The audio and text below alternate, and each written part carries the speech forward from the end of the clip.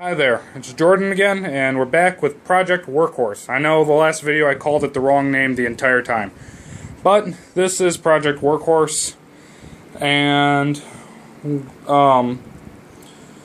today I'm pulling out pistons so I can really get to looking in there.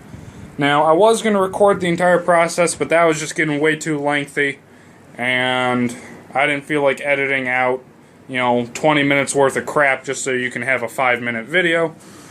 Or a 10-minute video, whatever it would have become. But I did go ahead and pull out cylinder number 1 and cylinder number 5. This is the one, if you would remember, if you can remember, that had the real bad chipping and cracking across the top of the piston itself, which I actually have sitting on the desk over here where you can look at it. That's some really bad stuff there. Really messed up. I don't know what caused that, but I want to determine what this was, whether the piston failed or maybe there was like some kind of detonation in the engine and it caused it to overpower the piston or something like that. But you can see where it leaked out underneath the piston rings and over here, and it started burning the bottom of the piston. So obviously this engine was running during the time that was broken, as if it broke before it got parked, but you know what I mean. It was running, and it had to have been running for at least a little bit. And I was talking to my uncle, and he doesn't ever remember there ever being a problem with this engine with the way it was running. And he's a car guy too, so he kind of knows he knows what he's talking about. I guess he just maybe doesn't remember right, because this is an engine that he bought back in the 80s to put in his van. So that's a long time ago. But here we can closer inspect the bore that one came out of, and you can see from about here to here there's that little bit of discolorment where I think that's less wear than the rest of the bore has. And right there, let me get a towel. Right there, as you can see, is where that was broken at. Now if you look into the bore the whole way, it doesn't, this camera really sucks, it doesn't really look like this bore was beat up because of it. It looks very much like it's okay. The worst that I can maybe point out about this bore is if you look right about where I'm pointing, there's a little ring that runs all the way around the bore here, and that is probably, I'm going to say 95% sure here that that's where the piston stopped running, during it at the bottom dead center. So that's perfectly normal, perfectly okay, nothing a honing tool can't take care of. But I also pulled out the number 1 cylinder, and in there's looking real good too. I haven't pulled any of the other ones yet, but I don't really feel like I need to. Just, not in a rush to get them out. But I did, before I started up this video here, before I pulled any pistons, before any of that, I put some oil into each and every one of the bores. That's why they're nice and shiny right now. And I stuck my, socket on the end there, and I gave her a crank. I had to move it back and forward a few times, but it broke all of that rust free. All that rust came right off, and this engine spins easily with like no effort needs to be put in. As you can see, I'm doing this like one-handed while trying to film. It takes like no effort to make this thing spin. So I don't think I'm going to have to get anything bored out. I'm just going to have to buy a honing tool and clean up the bores a little bit. I'm going to buy brand new pistons, brand new rings, get them pressed, get them fitted. And then that will be it for the rotating bearings. But that's kind of a given if you ask me. So I'll get new pistons, rings, and bearings, and that's pretty much it for the rotating assembly. And everything will be, that's all I need to do. But probably everything else I'm going to, go ahead and touch and modify, because I don't like stock. Stock's boring. Another thing I noticed about this engine the other day, right here is where the oil pressure gauge is supposed to mount, and if you look in there, see if I can get this to focus. Focus. No, you can kind of see it anyways. Right in there it's broken. Somebody broke the gauge off inside the block, so it's still a threaded hole. So I'm going to have to come up with a way to get that out of there.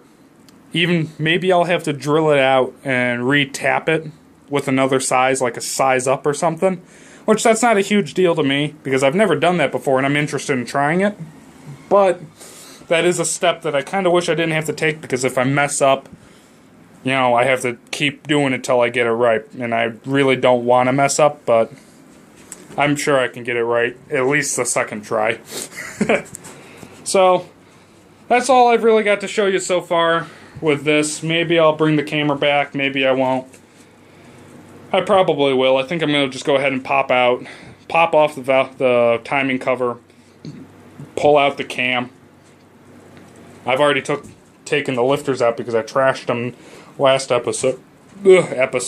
So I'm just going to take the cam out maybe, and that's where I'm going to leave it. I don't want to pull all the pistons out because I really want to keep track of what order they came off of, because I want to put all the connecting rods back the way I found them so that I can be sure that everything's working in harmony and not have to deal with the fact that I've messed with it. So I'm going to put you down for a little bit, and for you it's going to be like a half second, but for me it's going to be a few minutes and I'm going to get that thing off. Okay, so I pulled the timing cover off, and you can see there's more crap all in here and all over this, and there's more silicone hanging everywhere. But what's interesting is if you look right here between the gears, that line there, that's really like a layer of crap that built up, because that's where the water and oil level was in the engine for the entire... Okay, this is not supposed to be that loose. This timing chain is trash. That is horrible. Oh gosh, I could slip this off the gear if I wanted to right now. That's really bad. Okay, this might not be the engine that my uncle thinks it is, because this seems to have really high miles on it. Well, he was thinking it only had about 40 or 50. That cam comes right out because those gears are... Look, gears came right off. Everything slips right out. Look at that. That's how you know that you need a new timing chain. Okay, but you can see that layer of debris there. And if you come over here, you can see it on the back of the timing cover as well. And that was where all the oil and water level was for the entire time this engine was stored. It was just building up debris. I'm going to need a new timing chain no matter what, so I'm just going to go ahead and throw this part of the trash pile over there near the lifters. I don't know if I want to do a timing chain or if I want to do like the gear set where they got the idler gears in there and there's no actual chain and everything's done by gears, like a complete gear drive timing set, because they're kind of cool. And I think one of the pros to them is that they never, run out of slack like that. Like the chain can never slack. Look in there now, and you can see the top of the piston over there, piston number 2, just poking his head out, or lifting its skirt. You can look all the way down there. It doesn't look bad in there, actually. I still want to change all those rings, or the bearings in there, but there's just way too much silicone on this engine.